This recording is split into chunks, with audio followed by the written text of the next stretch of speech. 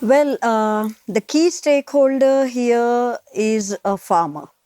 And there's no one farmer in this country. And I think policymakers still have not realized that there's an enormous diversity of farmers in the country. And it looks like the consultation processes have not necessarily included farmers in those consultations. The governments in a democracy know the pulse of the people better than any expert or bureaucrat or even Niti Aayog.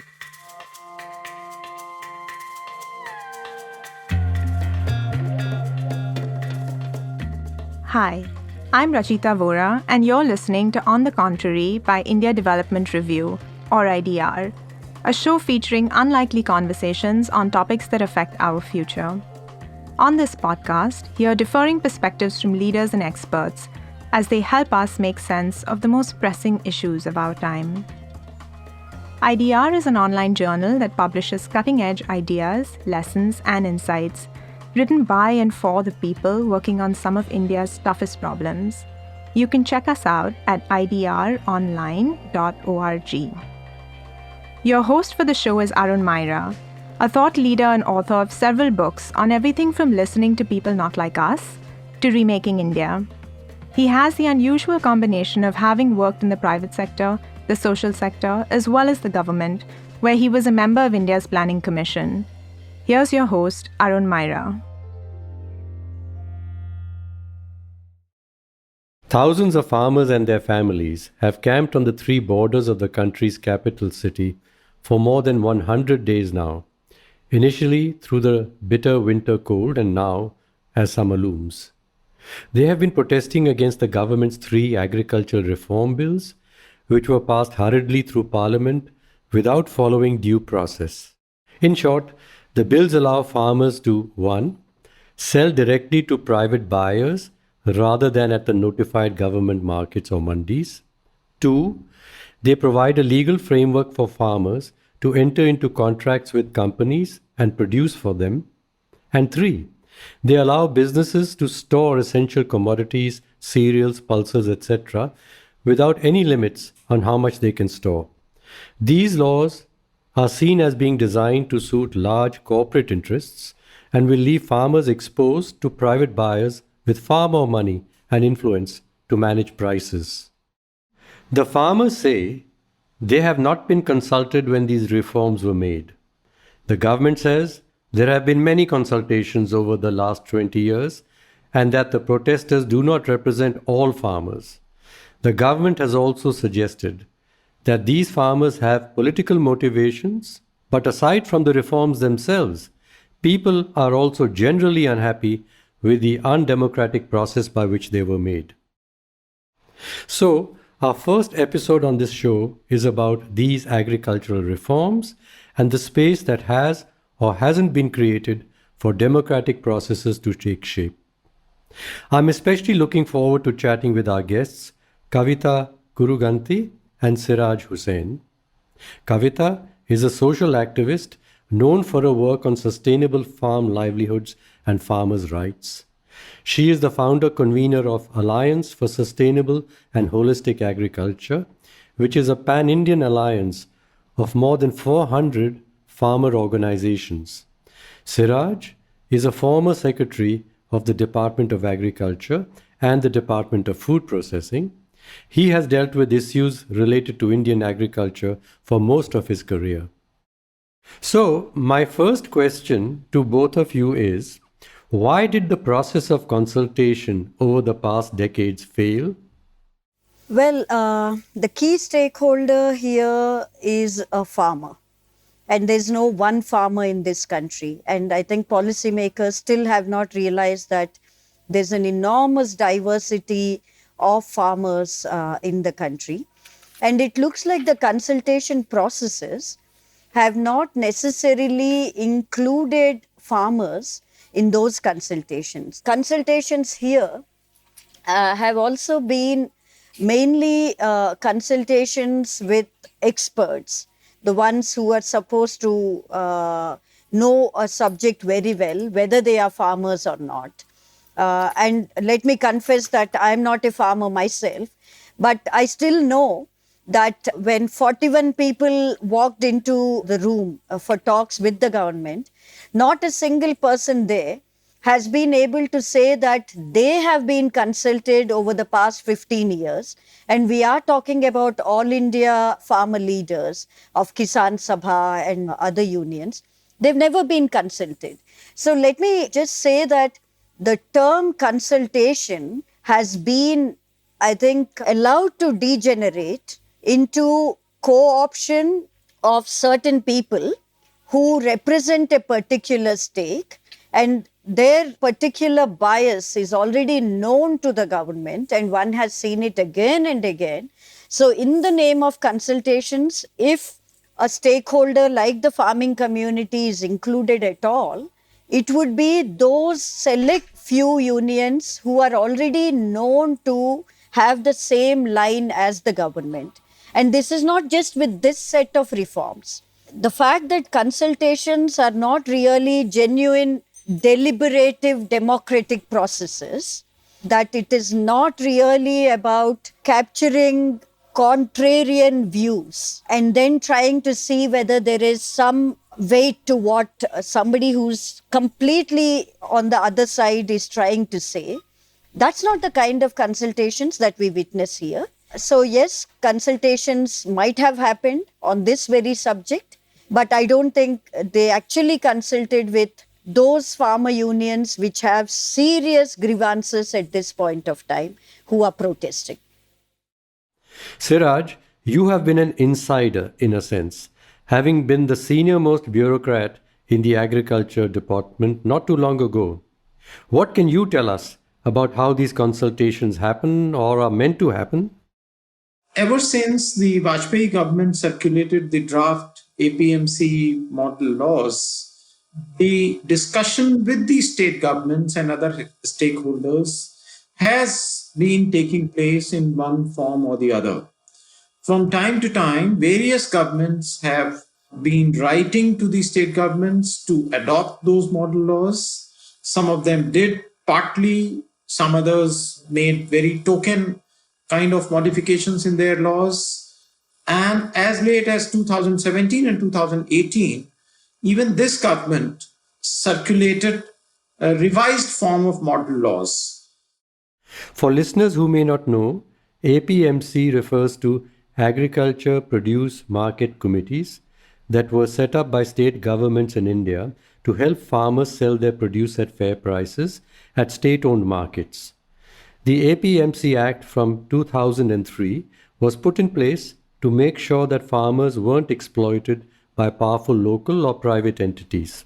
It is true, as you mentioned, that there was no consensus. And I must say that even the progressive states like Gujarat, Maharashtra, and Madhya Pradesh, Gujarat and Maharashtra, as you achieved 8 to 10% agricultural growth for about 10 years. So even these progressive states did not adopt the model laws fully, which means that there was something in the model laws circulated by the union government which was not found acceptable by them. Now, at its core, as I have written several times, agriculture is primarily a state subject. And therefore, the state governments, I think, are in a better position to take a call on how they want to proceed as far as the opening up of competition in the APMC mandis is concerned. As far as the Essential Commodities Act is concerned, it is in the domain of the center. The center has full powers. So to sum it up, I can say that even though discussions have been going on with the state governments, but the suddenness with which the ordinances were promulgated in June, I think took a lot of people by surprise. And we had just come out of very strict COVID lockdown. So I think it did come as a bit of a surprise. So yes, Siraj, as you explained, the intentions were very good from the government's end. Agriculture does need reform, and they were suggesting ways in which the states could do it. The states weren't entirely in agreement with what the center was proposing, though. So how do we make a general law more acceptable? If some stakeholders in a democracy feel they are not being heard, how should they make their voices and concerns heard? Actually, that is the point which has been under discussion ever since the ordinances were issued. Because immediately after the issue of ordinances, the agitation started in Punjab. And somehow the union government felt that it is only one state which seems to be agitated about it. And therefore, the union government went ahead with placing the bills before Parliament, and they were passed by Lok Sabha after a short debate, and in the Rajya Sabha it was hurried up. So it is true that the seriousness which was being shown as the center of the agitations in Punjab was not really appreciated. I'm sure the union government, if they had known that this is the kind of agitation which will result, then maybe they would have referred it to the standing committee of Ministry of Agriculture. But I do agree that there was a need for more discussion, wider consultation in the standing committee and the state governments. Agriculture, basically, how it has evolved, how it functions, how the markets function, how the cultivation is done, the technology which is used, the level of procurement in the states, even the farm size, there is huge variation across states. And therefore, due to the urgency with which this matter was treated, I think that eye for differentiation was somehow missed out. So that, I think, is the root of the problem, that marketing law for the whole country is what is creating so much of agitation in certain regions. Kavitha, as you had mentioned earlier, there were lots of farmers who just weren't consulted. They had to protest and say that, look, we haven't been included. You should have included us. A, just for the sake of democracy. I mean, we should be consulted. And B, for the sake of getting the right solution. And so they had to make their voices heard. How can they do this without them being told, oh, you're obstructionist, you're not cooperating? How should you protest in a democracy when you have not been heard?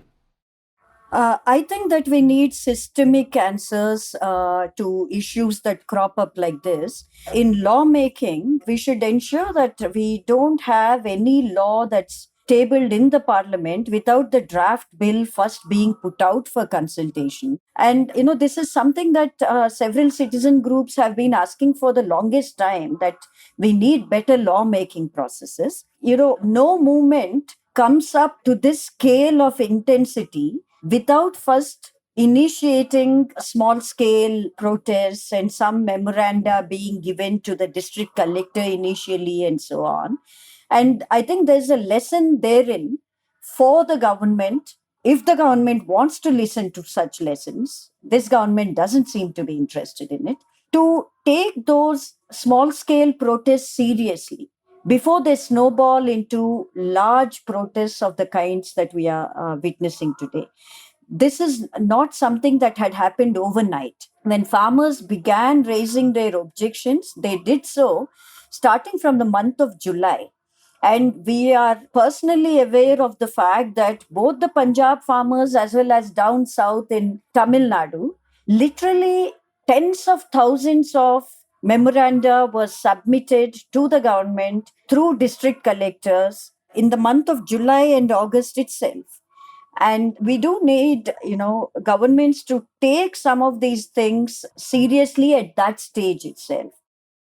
In my role across the private, social, and government sectors, what I have learned is that it is extremely important for the person who is taking the views of others to listen well and listen deeply. And not just, we got your petition or you were invited to a meeting and you said something. People feel they are not really being listened to properly, that they are not being taken seriously. Yes, there have been many consultations. The number of petitions that the government says they have received and considered is large.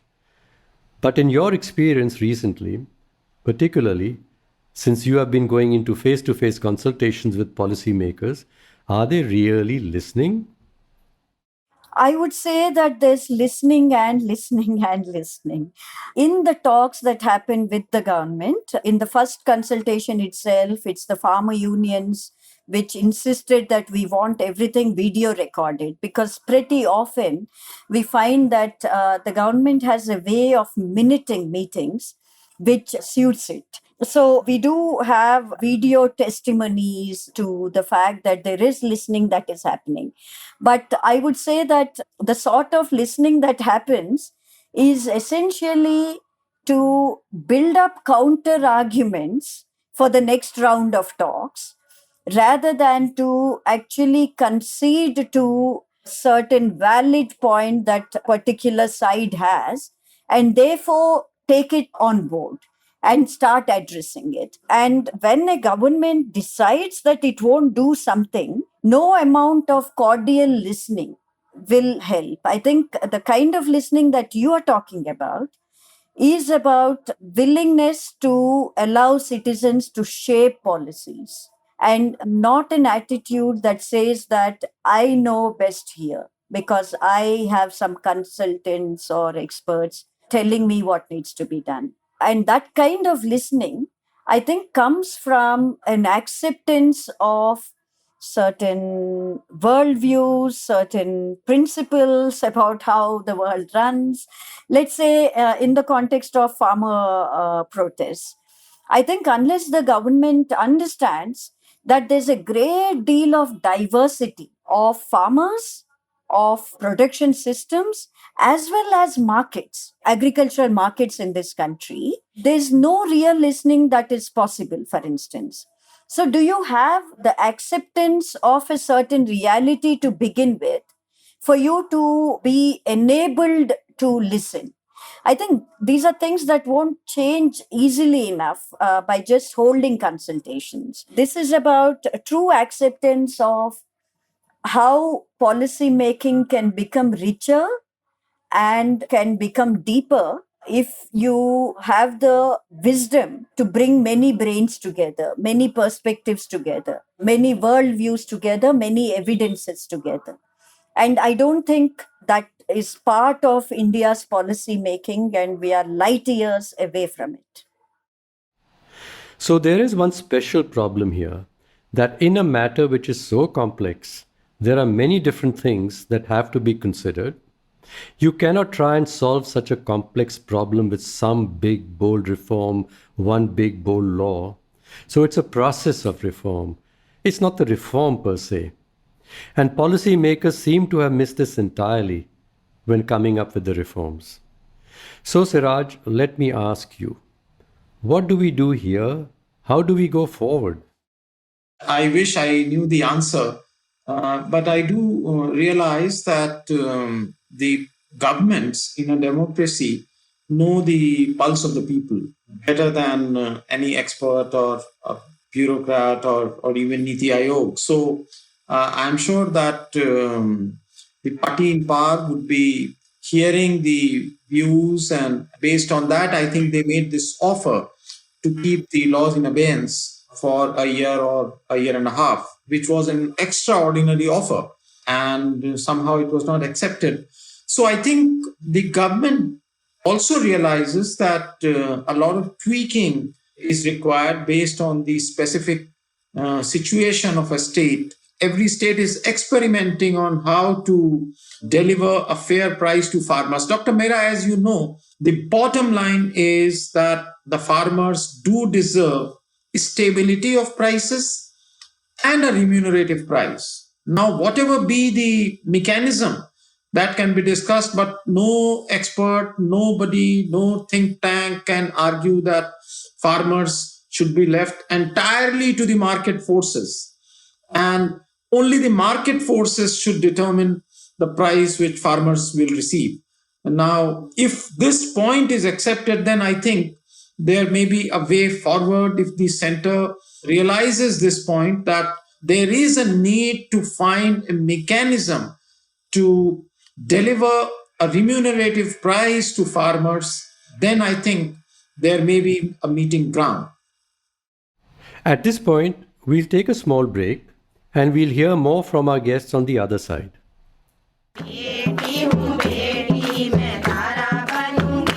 Every day, in a small village nestled in a hilly corner of the northern state of Uttarakhand, a group of women sit together and sing songs of courage, ambition, and resistance. They are members of Gauli Mahila Sangathan, a village collective set up by the women of Gauli. They follow this ritual before every daily meeting. Since 1995, they have successfully led a resistance movement against alcoholism in their area. Ananta Jain, a student of English literature, met them as a part of a rural research program at St. Stephen's College in Delhi. She wrote about her experience on Ground Up, a feature section on IDR. Ground Up features anecdotal multimedia stories that provide a window into how things operate close to the grassroots, within communities, amidst frontline workers, and even inside government offices. Their stories told by the people closest to the action. If you'd like to read more stories like this, check out Ground Up on idronline.org. You can also reach us with stories of your own at groundup@idronline.org. And now, back to the show. So, Kavitha, assuming that the government says, okay, let's restart this process, what are the first 2 or 3 steps you think that should be taken? I think repealing the laws and saying that this is a victory for democracy and not victory for the farmers or a defeat for the government is the first step to be done. And once that is done, if the confidence of farmers increases and if the trust deficit narrows down, I think there is a possibility of running processes which will actually allow multiple views to be considered and multiple evidences to be considered, like I keep saying. And I think there is very rich experience on the ground, especially with state governments, which shows that improvements can be made in numerous other ways than the one size fits all approach of the central government that it has adopted with these laws. I'll give you just a couple of examples for this. The procurement system, for instance, need not be the kind of Artiya based system that Punjab had adopted decades ago. In South India and Eastern India, we have examples of procurement being done by the most marginalized sections of rural communities, by women's self-help groups, for instance, village level farm gate procurement, where even a single woman farmer from a Dalit household is able to sell to the government procurement system. And, that's a reform. And that's the kind of reform that people like me would want to see happen in all states, for instance. So, the Arthiya system Kavitha is referring to is the age-old financing system in Punjab. Arthiyas are commission agents, in other words, middlemen, who offer farmers credit to buy seeds and fertilizers. And at harvest time, they also help farmers unload their produce, clean and sort it, and finally deliver it to buyers for a commission. A survey in 2016 by the Punjabi University showed that the outstanding debt in rural Punjab was as high as 70,000 crore rupees. About 1/5 of this was from loans extended by the Arthiya. I'll give one more example other than the procurement system. We have direct marketing in the form of Raitu Bazaars in the 2 Telugu speaking states and Ulavar Santai in Tamil Nadu, for instance, where instead of deregulation, governments have invested on prime real estate to allow farmers to sell directly to consumers perishable products of fruits and vegetables. And it's a great example of convergence of duties and responsibilities across departments. So I'm saying that we need to then give space after a repeal and after you begin consultation processes to pick up what can be termed as best practices, where both farmers and consumers have benefited, where some investment from the state was required, and see how it can be replicated. And thirdly, we need, the so-called experts to take a slight backseat, because the kind of reforms that we need in India, which are uniquely Indian reforms for an Indian problem, which is that we will have millions in the agriculture sector for years and years to come. For that, we certainly need, experts who are not thinking only about the agriculture sector, but we need experts who are thinking with a livelihoods lens. We need agriculture sector to be seen from ground upwards and not from top down. And therefore, we need another kind of expertise to be brought to the table.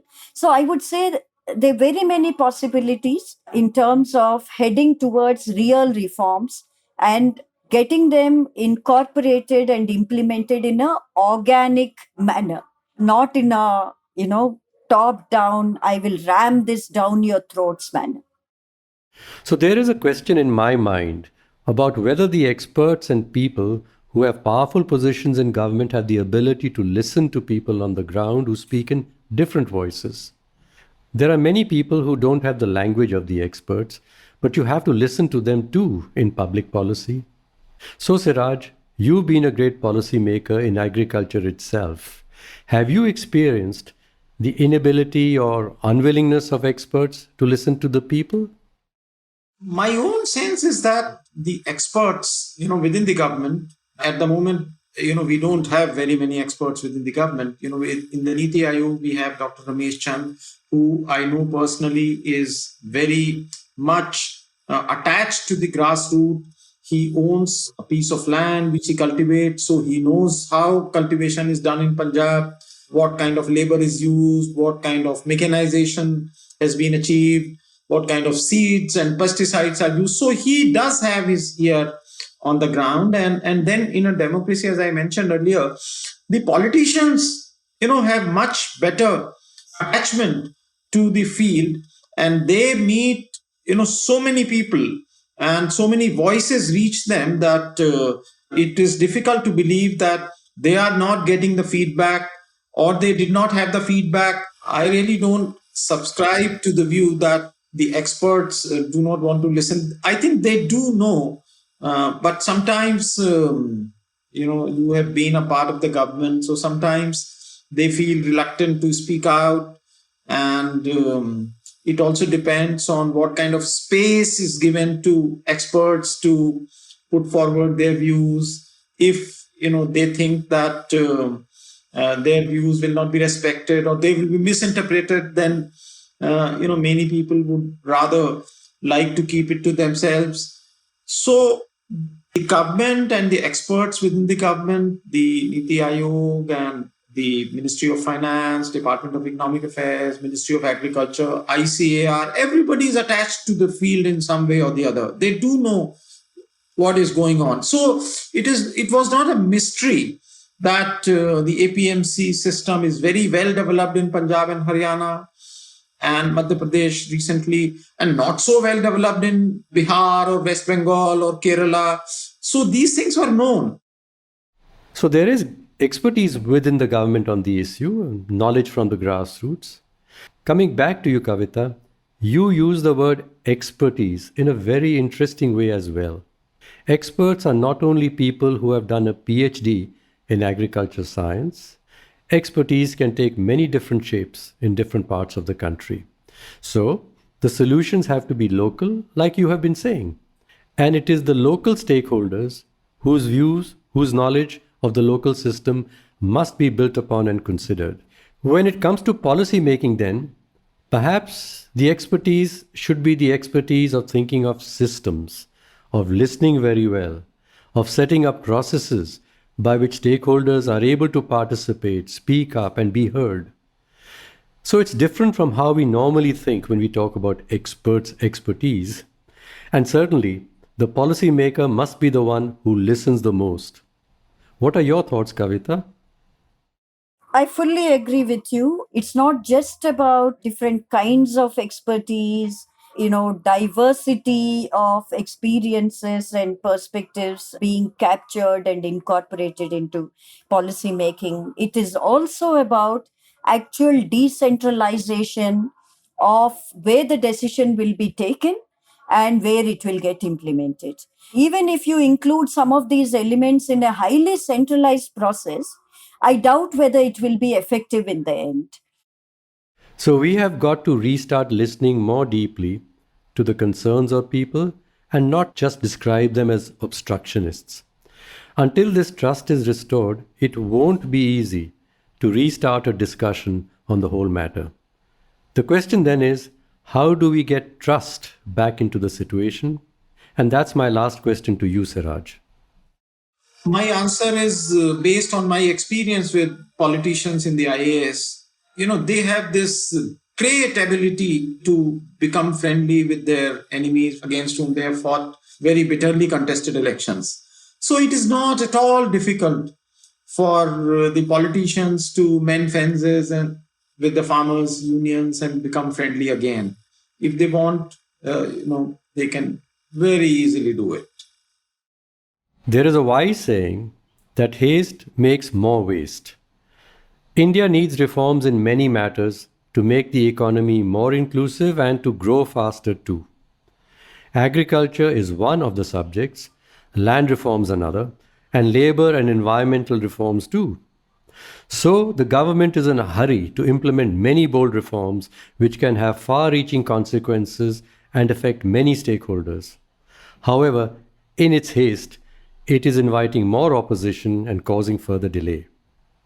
My conclusion from this very insightful discussion today with my two guests about agriculture reforms is that government must get the process of reforms right if it wants to make the right reforms more quickly.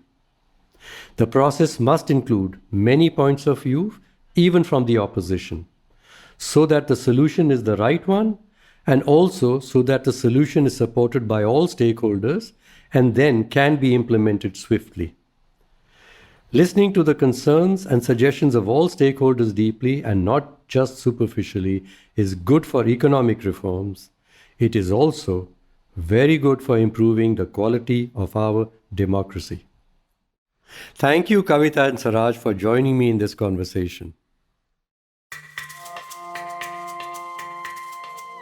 On the Contrary is produced by Aisha Marfatia, Smarnita Shetty, and me, Rachita Vora, with additional support from Kuber Batla. This episode was hosted by Arun Myra for IDR. Production by Maed in India.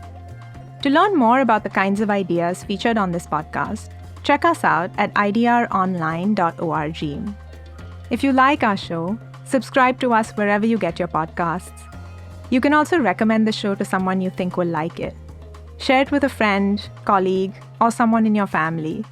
Or leave a review on Apple Podcasts so more people can find out about us. Thank you for listening, and see you next week.